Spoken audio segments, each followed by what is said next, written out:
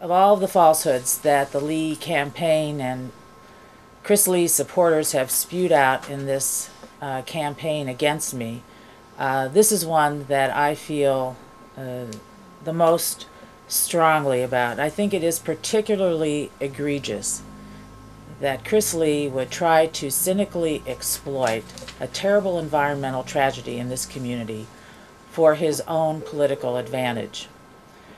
30 years ago, I don't know where Chris Lee was, but I was on the front line of one of the most terrible environmental tragedies this community has ever seen. And I worked very hard, as Dick Berger, Dick Lippis, and Bob Strzelski have told you, to reach a settlement that was fair for my client and fair for the residents of Love Canal. We reached it quickly, and people were able to move on with their lives. Issues regarding the environment are very important to me.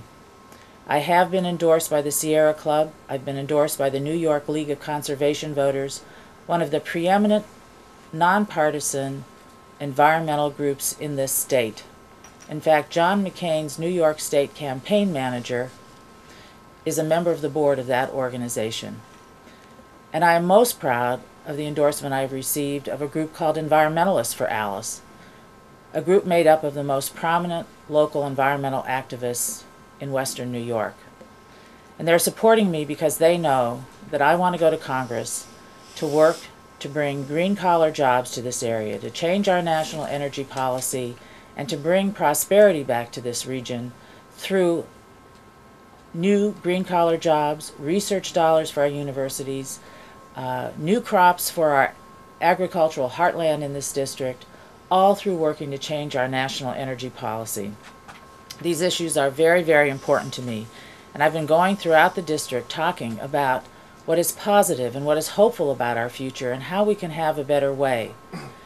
I would call on Chris Lee to stop this negative campaigning, these smear tactics, and talk about what his ideas for the future, for the betterment of this region are, if he has any.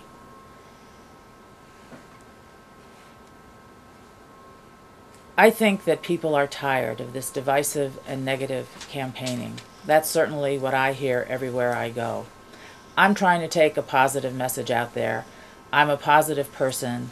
I want to bring people together to work for the common good, not divide, not smear people, not lie about them. Unfortunately, I think we can expect to see a lot more of this negative campaigning from Mr. Lee in the week ahead.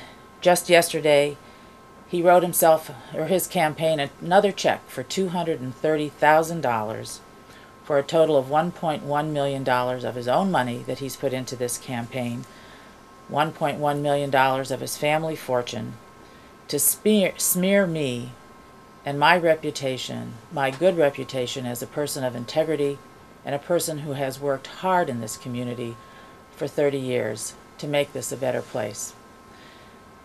As I said, I've called on him to do it in a different way, to do his campaigning in a different way. Well, I can't control what he does. I can only control what I do.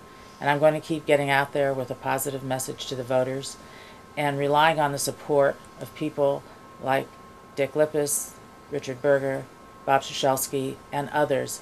I think we can get this job done on Tuesday. And I thank you all for coming out here.